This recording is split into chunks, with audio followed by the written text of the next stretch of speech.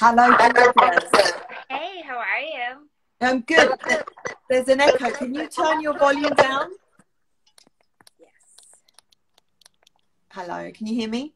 Yes, I can hear you. Oh, amazing. So much better. How are you? I'm awesome. How are you doing? I'm really well. I know that you've been very busy and Yes. you're like literally like running around. So I really appreciate, you taking your time to join me and also all the other self-made girl bosses out there that are going to be watching this. Before you came on, I was just kind of giving a little heads up about all the different various things that you do. And one of the main things that I love about what you do is, media branding strategy, because it kind of is dominating our world, right? We really do need to understand this in order to be able to grow. But what I'm going to do is I'm going to give you the invisible microphone for you to introduce yourself and tell us where you are, who you are, and what you do. Okay, awesome. Well, thank you so much for having me on here. It's such a pleasure to connect with you. And I heard what you were talking about like partnerships and connection. And I believe that that's so important in every aspect of life, like as part of humanity. So my name's Farhana Cannon, and I'm a global social media and brand expert and the founder of iMedia Exposure. And we help brands attract and convert their perfect customer online. So we create strategies and different marketing plans for them to do so. So we really believe that having a plan of action is super important. People think that they can just go on social media and they're going to get a ton of followers and a ton of sales just like this. And that's really not how anything works in life. It takes a plan, a strategy, a coach, and the proper execution to make it happen. I totally agree. I think, and I say this quite often because I do start your own business masterclasses, right? And Andrew Carnegie and Napoleon Hill said, they are success mentors, by the way, in the 1930s. And they said that the problem with humanity is that they want everything for nothing. And unfortunately, that's just not the way that it works. You need a plan, you need goals, you need to understand, you need to map out what it is exactly that you want to do and ascertain, and then execute it, and then be consistent with it, right? And I think that is the same thing with regards to, technology, marketing, and the branding world, as well as it is, negotiating sales contracts and creating a business. Would you agree with that? Yeah, for sure. So I love that you brought in like Carnegie. I speak all over the world, and sometimes I'm on panels. And when you're on a panel, some of the questions are kind of the standard ones, and one of the questions generally on a panel is, what book would you recommend? And I say Dale Carnegie, How to Win Friends and Influence People. And even though it's a super old book, my mother gave me that book in a file box when I was in college. So other parents would give like boxes of like cookies and sweets and like things like that for care packages in university. But my mother would give me boxes full of books. I think that's the way forward. I think everyone should be doing that. And so that was one of the books in there. And I utilize, and granted, the internet was not a thing back then when he wrote that book, but those principles still apply. It's about building relationships and about building networks and creating community around you. I think that that's super important, especially on social media. People forget the whole component of it supposedly to be social, and they just see it as like, oh, well, I'm going to do this. And they aren't authentic. They aren't really trying to build connection. And that's like a missing it. And I think that the businesses that do a great job of telling their brand story and build that connection are the ones that actually strive through. Absolutely. But the thing is, a lot of people say to me, but what do you mean be authentic on Instagram, for example? Like, obviously what I'm posting is me being authentic, isn't it? How would you explain being real with Instagram, so Instagram and the viewers can recognize that? So there's a couple of components here. When we say authentic story, sharing your authentic story, I usually will go through the core values that my customers have. So I'll go through like, what are your core values? you know, list down 3 to 5, and it can be more. And periodically you want to go back and review those core values with your team. I actually just did that yesterday, went through my core values again. We just added on to it. It wasn't like we took away, we just took the core values that we had and we added on to it. So when you come from a space of knowing what your core values are, and then you share your messaging from that place, that your essence, your brand story, that's coming through. Then another piece, people are like, oh, we're going to be authentic and raw. So when you're coming from your business perspective, like, you want to make sure that you're being appropriate too. Like, some people are like, oh, we're going to use swear words, or we're going to use this, or we're just going to, like, you know, show our normal life. And that's not really professional or authentic to a brand message that's serving other people too. So that contribution, like, how are you a contribution to the world, and how are you showing up? So every company solves problems for other people, and that's why you purchase from that company. And it could very well be a small problem, like, what am I going to wear to dinner tonight? Or, you know, what lipstick is going to make me look the most beautiful? So those little things that you want to think about, authentically solving people's problems, sharing your core values, and how you show up as a contribution. And it could be something, you know, very minimal. It's not like you need to cure the world of cancer, but think of it as contribution. Absolutely. I think, you know, you've said so many important points, but one of the things that I've just picked out quickly is adding value. I think that, you know, if you want to run a business and you want to be a success, you have to give a value to what you do to others in order for A, them to buy or to continue your service, right? And B, for them to come back. And the thing is that it's the same principle, I guess, when it comes to social media. What value are you adding with that particular post? You know, what is, how, if it was you and you put yourself in the viewer's shoes, what are you trying to say? Is your message coming across clearly?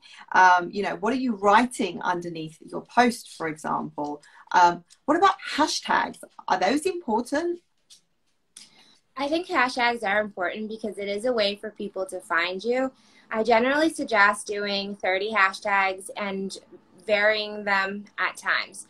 You can definitely use some of the same ones because I assume most people will have the same kind of core topics that they're going to be talking about, and then switching them up for other ones.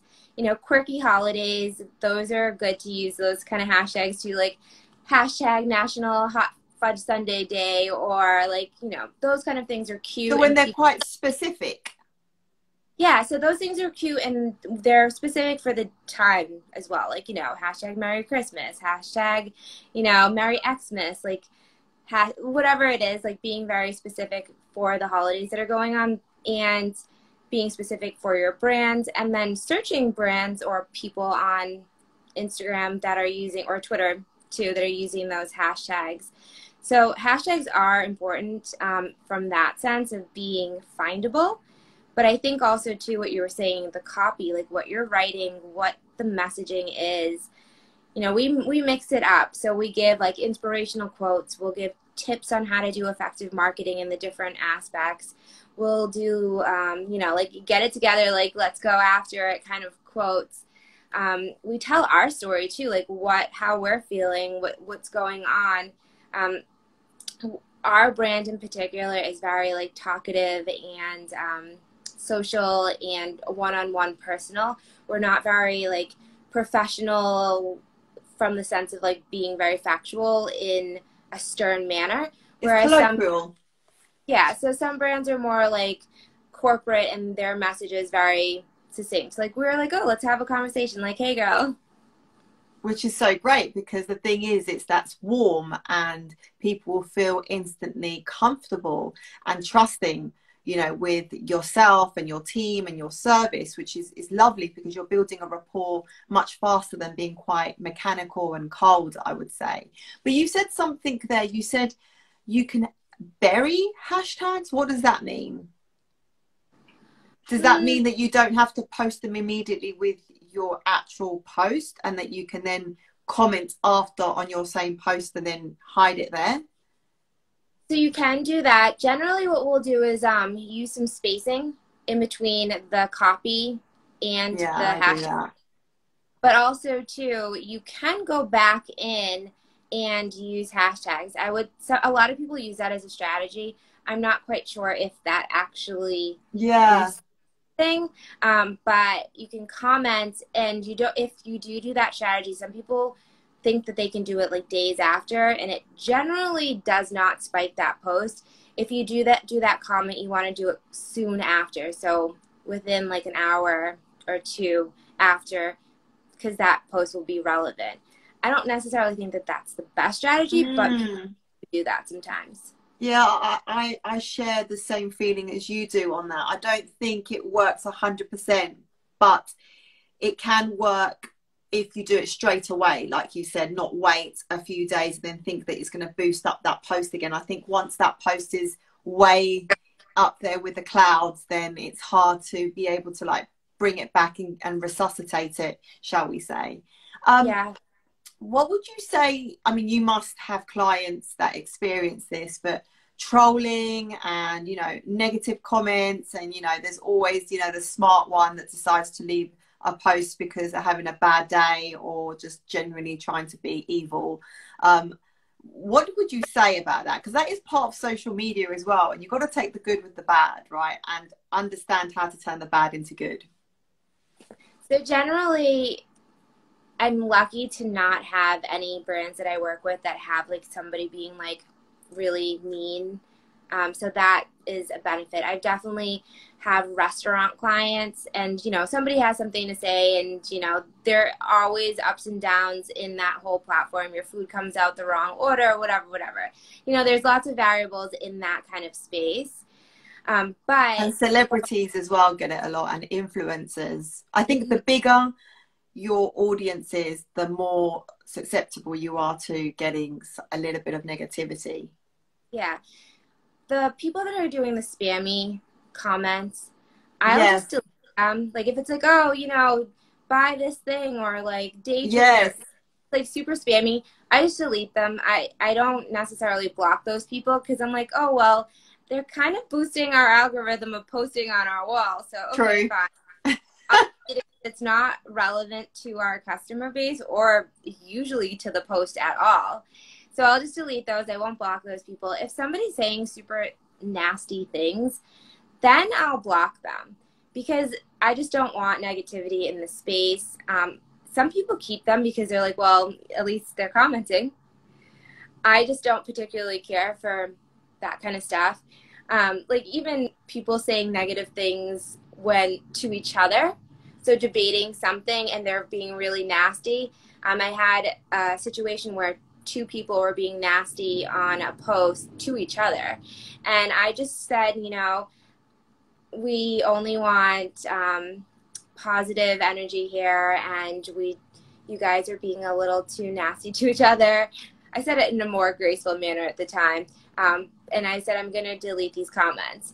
And one of the people were like, okay, fine, we get it. Because people know when they're being nasty. Yeah, right. Getting into a heated discussion on your wall. It's like, hello, guys, can you take this somewhere else? But no, I get what you're saying, and I totally agree. I think, you know, I don't think you should take it to heart. If you do get the odd comment, don't let that demoralize you on the journey that you're doing when you're mapping out, you know, your Instagram or Facebook or whatever it may be on social media. But how often do you think you should be posting a day? Once, twice, 3 times? Or can you overpost? I think everyone has a different strategy for that. I like to just post once a day on the feed and then use the story. So you can do a post on the story. I think that there's so many people posting nowadays that you don't want to inundate, especially from a brand page, you don't want to inundate people with a million posts of just you, because it kind of gets annoying when it's like, oh, it's you again. Oh, it's you again.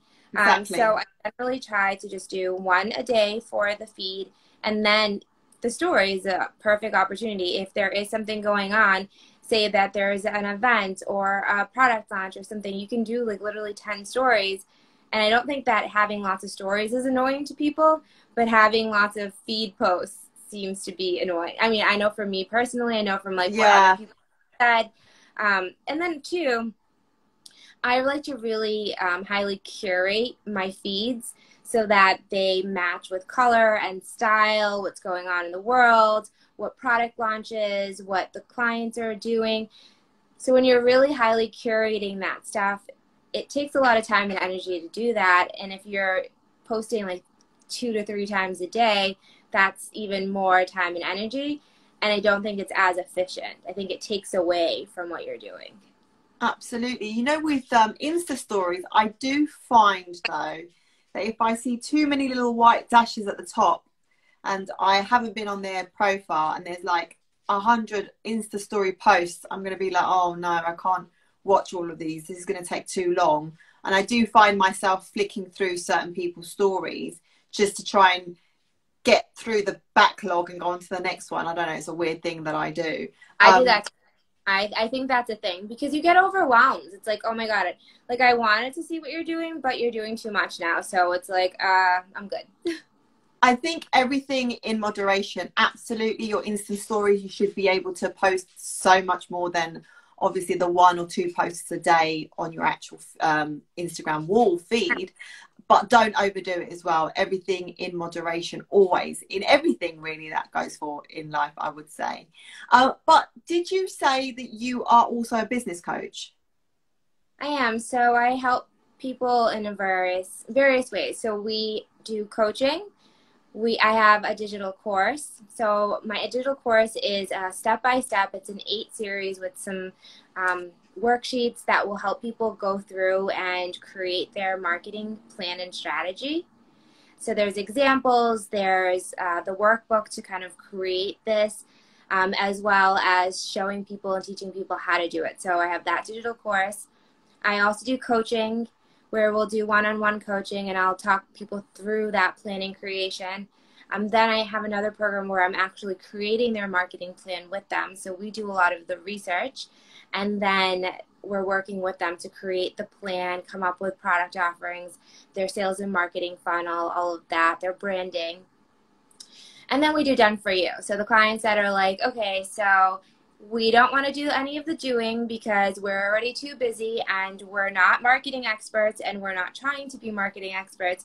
So we do all of the doing for them.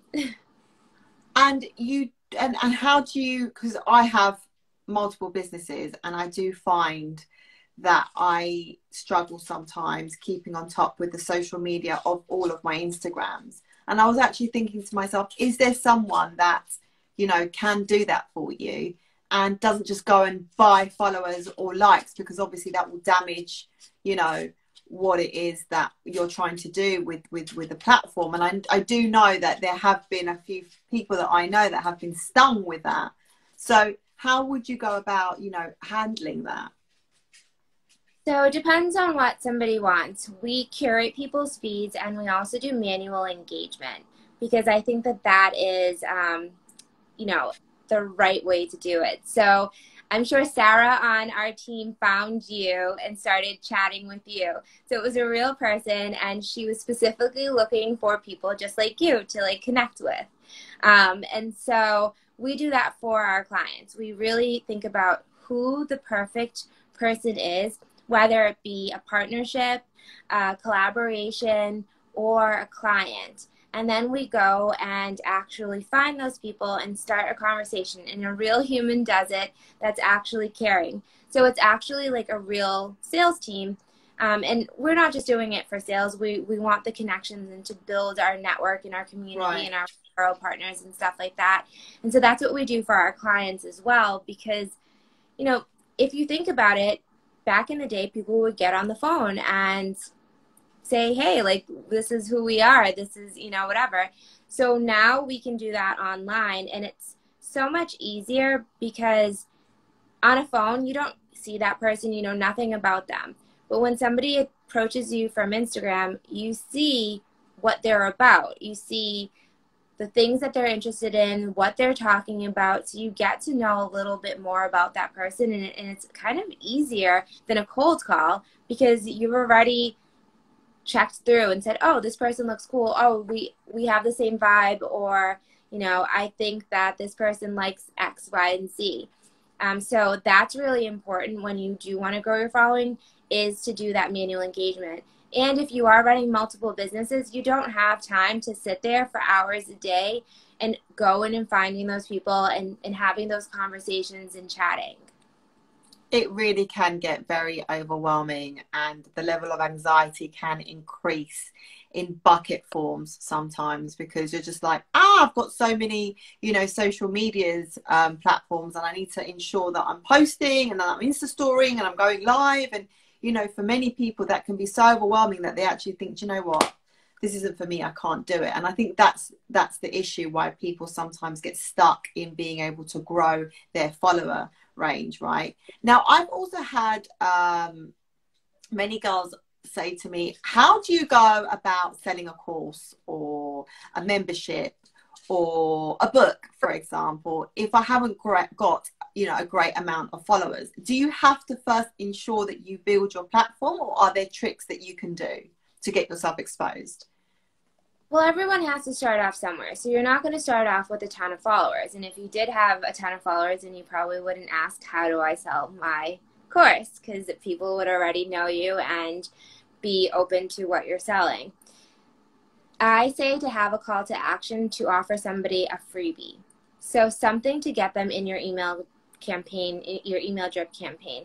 So what of value can you provide to your target audience that they're going to now give you something like their email or their phone number, so that you provided them something with value, and then they're now in your system and you can follow up with them.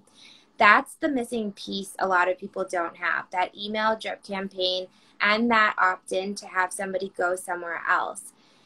Generally, people aren't going to leave social media unless they have an opportunity for something that they see as valuable.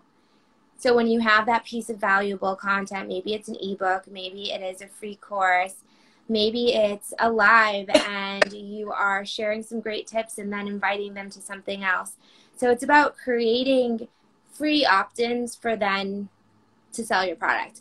Because quite frankly, generally people don't sell anything more than $100 directly from Instagram, unless it's a brand that you already know and trust. So if it's like a GoPro, you see an ad for a GoPro. We all know what GoPros are. Like they do tons of dollars in marketing across. There's magazines. There's, you know, we have seen a GoPro in so many different platforms. They've aligned themselves with like Red Bull and bigger brands as well. So for people that are now getting started, you have to remember awareness is key. It takes 7 to 12 times for somebody to see your brand for them to then make a decision if they're going to purchase from you. 7 to 12? Mm-hmm. It's a Wow. ton. So, because just think about also too, like for example, there's always these fashion brands that are doing ad campaigns on Instagram. And you're like, oh, well, do I want to buy from them? I don't know. Like, it's a cute dress. I generally would do a little bit of research because I've had some like spammy kind of stuff happen off of buying things from like the fashion on Instagram. Yes. And yeah, I think we all have. And so people are more hesitant to just readily buy. And then if you're selling something like a coaching package or something like that, it's generally more expensive. So I take people through a sales and marketing funnel, and we create the awareness and then the calls to action and then different pricing levels to get people off of social and through your funnel. And it depends on like what what persona you're targeting and how you take them through that. But having that all planned out is really important, because when you don't have that plan, you don't hold a customer's hand through the journey. They're just gonna, do their own thing. And we want to make it easy for people to buy and make sure that we guide them. Because otherwise, if it's difficult for them to buy your products and services, difficult to know about you, they're just going to move on to the next thing. We have such short attention spans, and there's so much information being thrown at us daily. So true. So true. You mentioned you know, how valuable it is to create, you know, an email database, shall we say. How often should you be emailing, you know, your subscribers? So I don't have the perfect formula for that. There's brands that will literally email me every single day. And I unsubscribe to them. I'm like, you're knackering me. Yes. But, you know, I know some email marketers that are like big in the game and they've been doing this forever and they do that. And so I assume that it works in some cases. It's annoying for me as well. I unsubscribe. The only times that I keep them is if I know them personally, and then I feel bad. I'm like, oh my God, they're going to know if I unsubscribed and I'm not supporting them. And, you know, so then I won't do it. I feel the same. And when I see someone unsubscribe with mine, I think, why? Why did you not like what I sent you? So funny. Well, I think everything that you have shared with us has been so incredibly valuable and precious. So thank you so much for sharing with us your expertise. Now, I have a question that I normally ask everyone, and it's if you had a magic wand and you could change one thing in the world, what would it be and why? Oh, wow. That's a question. That is a question. I ask everyone. I just find it so, I get so intrigued by, you know, people's answers. Okay, go on. Got it. So I would change people's mindsets to not have limiting beliefs, to be able to consciously see, because negative thoughts are gonna come up because you have to have good and bad. I think in the world you have to have that balance. Right. But if I had a magic wand, I would give everyone the ability to see past their limiting beliefs and let those thoughts pass so that they can say, okay, thank you for sharing, but that's not going to define how my day goes, and that's not going to define what I do. And I think that if everyone had control over that, the bad thoughts in their mind, they would go out and make the world a better place. They would not let themselves be stopped. And if they had control and could recognize that, I think everyone would be nicer and kinder to each other, and there'd be more collaboration and like more sense of community and humanity across the world. Oh, I absolutely love that. That's beautiful. Thank you so much for your time and for this wonderful interview that you have given to us, and for such valuable information once again. Thank you, darling. Thank you so much. Take care.